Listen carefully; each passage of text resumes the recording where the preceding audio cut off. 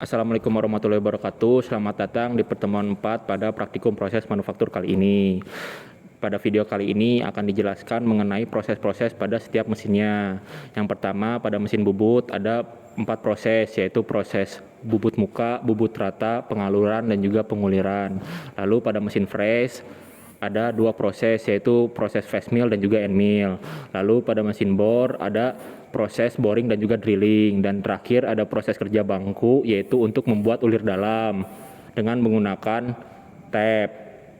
Lalu dilanjut dengan pemaparan materi dan juga juklak. Jadi disimak videonya secara baik-baik.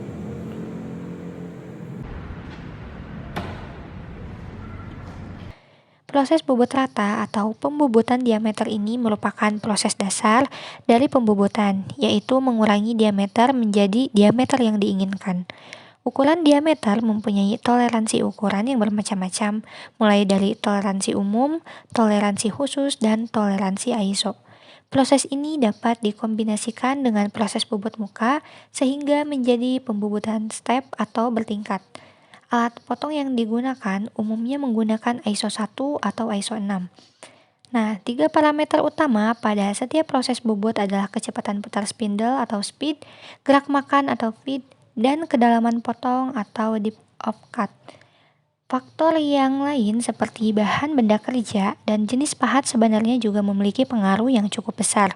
Tetapi 3 parameter di atas adalah bagian yang bisa diatur oleh operator langsung pada mesin bubut. Akan tetapi, yang diutamakan dalam proses bubut adalah kecepatan potong atau cutting speed, atau kecepatan benda kerja dilalui oleh pahat atau keliling benda kerja. Benda kerja yang digunakan memiliki panjang 150 mm dan besar diameter 20 mm, sehingga memerlukan pemakanan sebanyak 7 kali. Dengan panjang pemakanan 150 mm dan kedalaman pemakanan sebanyak 1 mm. Besarnya kedalaman dilakukan sebanyak 1 mm agar pahat yang digunakan tidak cepat aus serta mengurangi kecacatan yang akan terjadi pada benda kerja. Oke, kita masuk ke proses pembubutan. Di sini ada bubut muka.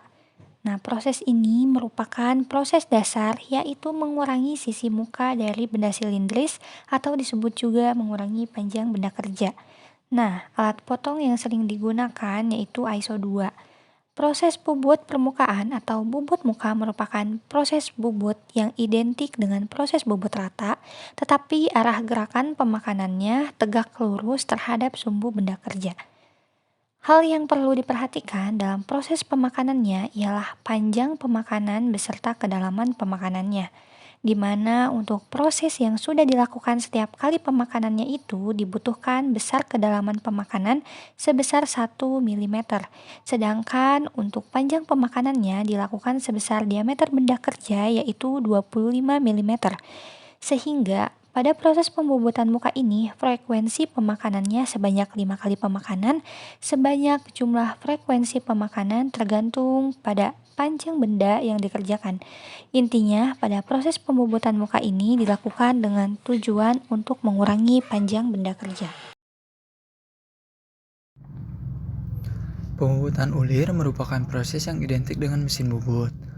Pada mesin bubut, kita dapat membuat beraneka ragam ulir pada bagian luar maupun pada bagian dalam. Pembuatan ulir bisa menggunakan mesin bubut ataupun menggunakan snei. Tetapi pada kesempatan kali ini, kita mencobanya dengan menggunakan mesin bubut. Aturan dalam bubut ulir menggunakan aturan BD1T. Aturan ini diperuntukkan untuk membuat ulir dengan kisaran 2.0 dengan kedalaman ulirnya 1,5 mm. Proses yang ketiga yaitu proses bubut alur. Nah, pembubutan alur ini bertujuan untuk membuat pembebas pada penguliran atau bisa juga untuk tempat pemasangan step ring. Pembubutan alur dapat dilakukan pada diameter luar maupun diameter dalam. Alat potong yang digunakan adalah ISO 7 dan pahat alur dalam. Proses pembubutan dengan tujuan untuk membuat celah dengan lebar dan kedalaman tertentu pada benda kerja. Pada setiap kali pemakanan, kedalaman untuk pemakanannya maksimal sebanyak 1 mm. Pada proses pembubutan alur ini, dilakukan pemakanan sebanyak 7 kali dengan kedalaman 1 mm pada setiap pemakanan dengan panjang pemakanan 7 mm. Proses mesin fresh terbagi menjadi dua, yaitu face mill dan juga end mill. Yang pertama, dilakukan proses pemesinan fresh pada face mill. Pada proses face mill ini akan dilakukan pemakanan permukaan dengan menggunakan pahat face mill. Ciri dari proses pemakanan face mill ini ditandai dengan besarnya pahat yang digunakan. Apabila permukaan benda relatif besar, maka pahat face mill ini cocok digunakan untuk melakukan pemakanan permukaan.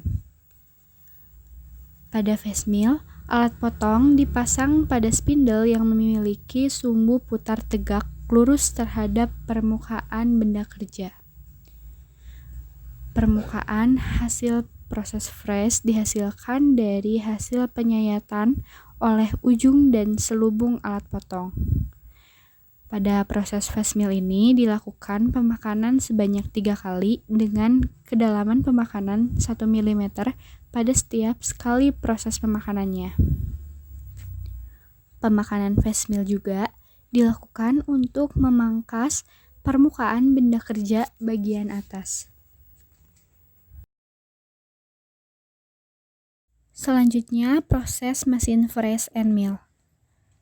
Alat potong pada proses end mill biasanya berputar pada sumbu yang tegak lurus terhadap permukaan benda kerja. Untuk menggerakkan mesin fresh dapat menggunakan eretan melintang dan juga eretan membujur. Gigi potong pada alat potongnya terletak pada selubung alat potong dan ujung badan alat potong.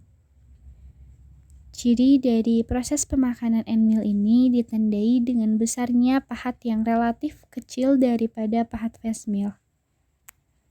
Lalu apabila permukaan benda relatif kecil, maka pahat end mill ini cocok digunakan untuk melakukan pemakanan permukaan.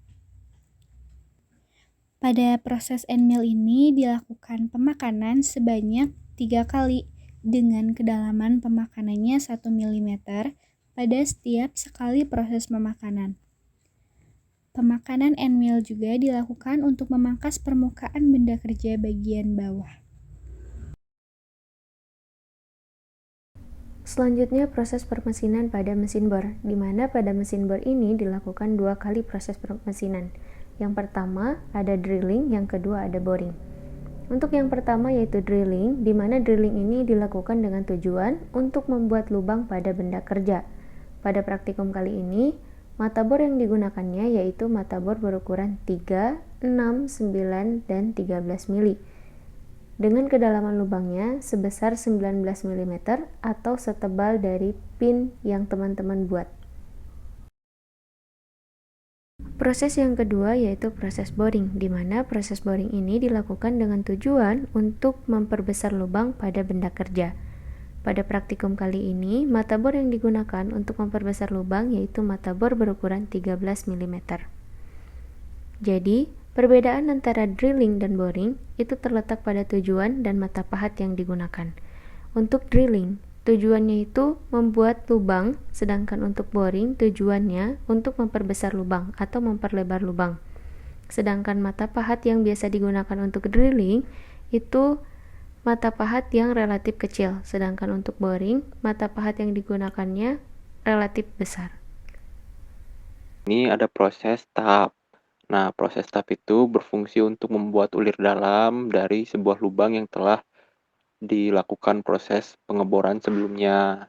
Nah, di sini ada 3 jenis tap. Yang pertama, taper, yaitu dengan ketirisan panjang. Yang kedua, ada plank dengan ketirisan sedang. Lalu ada bottom yang tidak memiliki ketirisan. Nah, di sini kita memakai tapernya yang ukuran M2 kali 1,5 mm. Nah, untuk duanya itu yaitu untuk kisaran ulirnya sepanjang 2 mm.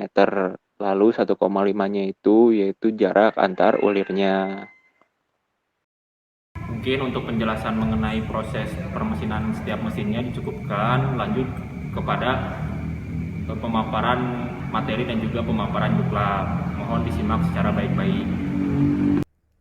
Dilanjut dengan pemaparan materi pertemuan 4 kali ini yang berjudul Kesehatan dan Keselamatan Kerja.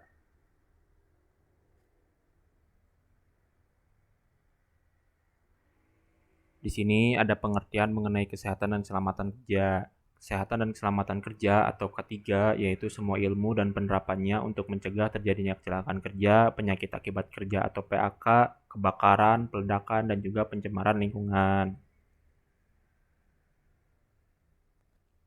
Di sini ada tujuan dari kesehatan dan keselamatan kerja.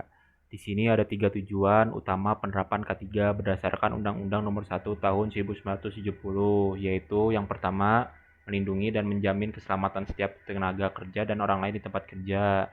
Yang kedua, menjamin setiap sumber produksi dapat digunakan secara aman dan efisien. Yang ketiga, meningkatkan kesejahteraan dan produktivitas nasional. Di sini ada aturan umum mengenai keselamatan kerja. Yang pertama, menghindari keadaan tidak aman. Yang kedua, bekerja secara aman. Yang ketiga, penggunaan alat perlengkapan lengkap. Dan yang keempat, menjaga kondisi area kerja. Nah, di sini kenapa sih kesehatan dan keselamatan kerja itu penting? Karena yang pertama, mampu meminimalisir jumlah kecelakaan yang terjadi. Yang kedua, membuat karyawan lebih sadar dengan bahaya dan resiko di tempat kerja. Yang ketiga, mengurangi stres yang dirasakan karyawan. Yang keempat, meningkatkan performa karyawan. Dan yang kelima, menurunkan angka kerugian perusahaan. Di sini ada beberapa faktor penyebab terjadinya kecelakaan kerja. Yang pertama ada faktor teknis, yang kedua ada faktor non-teknis, dan yang ketiga ada faktor alam. Nah, di sini bagaimana sih cara menghindari kecelakaan kerja? Yaitu dengan menerapkan metode 5R atau 5S dalam melakukan pekerjaan di sebuah tempat kerja sehingga meminimalisir terjadinya kecelakaan dalam bekerja. Nah, apa sih 5R itu? 5R yaitu singkatan dari ringkas, rapi, resik, rawat, dan rajin. Dengan menerapkan 5R ini tidak hanya dapat menghindari dari sebuah kecelakaan kerja, namun juga dapat meningkatkan kedisiplinan dan memudahkan pekerjaan dari seorang pekerja tersebut. Nah, di sini ada penjelasan mengenai 5R. Yang pertama ada ringkas atau seri, yaitu memilih barang-barang. Yang kedua ada rapi atau seiton, yaitu menentukan jenis penyimpanan dan layout. Yang ketiga ada resik atau seiso, yaitu membersihkan sampah, kotoran, debu, dan juga benda-benda asing lainnya. Yang keempat ada rawat atau seiketsu, yaitu membuat standar-standar untuk tempat kerja yang bersih dan rapi. Dan yang terakhir ada rajin atau shitsuke, yaitu mematuhi setiap peraturan dan membuat sebagai sebuah kebiasaan. Mungkin sekian pemaparan materi pertemuan 4 kali ini, dilanjut dengan pemaparan juklak. Baik, kita lanjutkan saja ke pemaparan juklak pada modul 4 kali ini. Nah, untuk juklak modul 4 kali ini hampir sama dengan juklak di modul 3 sebelumnya, yaitu yang pertama ada di bab 1 pengumpulan data. Nah, untuk di poin 1.1 ada poin 1.1.1 alat dan bahan. Rekan-rekan bisa salin ulang saja di modul 3 yang telah dikerjakan oleh rekan-rekan sekalian. Lalu ada poin 1.1.2 komponen. Itu pun sama, rekan-rekan bisa salin ulang saja di modul 3 sebelumnya. Dan untuk poin 1.1.3 pun sama, untuk langkah prosesnya rekan-rekan bisa salin ulang saja di modul 3 sebelumnya. Lalu ada poin 1.2 komponen pin kanan. Untuk poin 1.2.1, 1.2.2, dan 1.2.3 untuk alat dan bahan, komponen, dan langkah pun sama. Dari pin kanan, rekan-rekan pun tinggal salin ulang saja di modul 3 sebelumnya yang telah dikerjakan oleh rekan-rekan sekalian. Dilanjut ke bab 2, pengolahan data. Nah, di mana ada 2.1 pengendalian kualitas atau QC. Nah, ada poin selanjutnya yaitu 2.1.1 jenis kecacatan batang ulir. Nah, untuk jenis kecacatan ini nanti rekan-rekan bisa tambahkan saja kecacatan apa yang mungkin terjadi pada modul 4 proses pemesinannya. Lalu setelah itu frekuensinya tinggal ditambahkan dan jumlahnya tinggal dijumlahkan dari frekuensi yang telah diisi oleh rekan-rekan. Setelah itu ada tabel analisis. Nah, nanti rekan-rekan jika ada kecacatan tambahan dari yang sebelumnya atau jenis kecacatan yang baru dialami di proses pemesinan di modul 4, rekan-rekan bisa dianalisis kembali penyebab terjadinya seperti apa, kenapa bisa terjadi kecacatan tersebut. Lalu untuk 2.1.2 jenis kecacatan pin kanan pun sama seperti batang ulir, yaitu jika ada kecacatan yang baru atau kerusakan yang baru terjadi di modul 4, teman-teman bisa tambahkan saja dan frekuensinya tinggal diisi lalu dijumlah. Nah, untuk tabel analisisnya pun sama, rekan-rekan tinggal masukkan atau cantumkan jenis kecatatannya yang baru ataupun yang sebelumnya ada tambahan, lalu dianalisis kembali kenapa bisa terjadi penyebab kecacatan tersebut. Lalu ada poin 2.2 proses pengerjaan komponen batang ulir. Rekan-rekan bisa melanjutkan prosesnya di modul 4 ini, yang dimana nanti rekan-rekan bisa ditambahkan dari stasiun kerja, deskripsi, waktu, gambar, dan dimensinya. Lalu setelah itu ada poin 2.2.1 yaitu perhitungan pemesinan komponen batang ulir, yang dimana ada kecepatan potong, kecepatan makan, dan kecepatan penghasil gram dengan ketentuan sebagai berikut. Lalu selanjutnya ada poin 2.3 yaitu proses pengerjaan komponen pin kanan. Nah, ini pun sama untuk pin kanan, rekan-rekan nanti tinggal tambahkan saja yang telah dilakukan proses pemesinan di modul 4-nya. Seperti dari stasiun kerjanya, deskripsinya, waktu, gambar, dan dimensinya. Nah, untuk poin selanjutnya itu 2.3.1 di mana perhitungannya ditambahkan dari mesin yang nanti akan dipakai di modul 4 kali ini, yaitu perhitungan komponen pemesinan pin kanan ada pada mesin bubut, mesin fresh, dan mesin bor. Nanti ketiga mesin itu pun harus dicari tentang kecepatan potongnya, kecepatan makannya, dan kecepatan penghasil gramnya. Nah, berikut merupakan ketentuan dari beberapa mesin, yaitu yang pertama ada mesin bubut. Nah, ketentuannya seperti ada kecepatan RPM mesin bubut, besar pemakanan, lalu diameter benda kerja awal, diameter benda kerja akhir, dan kedalaman potongnya. Lalu yang kedua ada mesin fresh dengan ketentuan sebagai berikut, yaitu seperti ada kecepatan RPM, waktu, besar pemakanan, diameter pahat end mill, diameter pahat face mill, kedalaman potong, dan lebar pemotongan. Lalu ada mesin bor dengan ketentuan kecepatan RPM, diameter mata bor, jumlah mata gigi, dan gerak pemakanan. Lalu setelah itu dilanjutkan ke bab 3 yaitu analisis. Nah, rekan-rekan untuk analisis bisa ditambahkan dari yang modul 3 sebelumnya dengan menambahkan seperti jenis kecacatan, mesin yang digunakan, dan perhitungan yang terjadi. Itu untuk poin dari bab 3 analisis. Nah, jangan lupa juga rekan-rekan masukkan daftar pustaka, karena jika tidak mencantumkan daftar pustaka, maka laporan mingguan rekan-rekan akan dikurangi sebesar 30 poin. Lalu ada lampiran yang harus dimasukkan oleh rekan-rekan pada laporan mingguannya, yaitu seperti lembar asistensi, scan lembar kerja praktikum, scan lembar pengendalian kualitas atau QC, lalu ada scan petunjuk pelaksanaan dan dokumentasi asistensi. Mungkin sekian yang bisa disampaikan dari pemaparan Juklak. Terima kasih.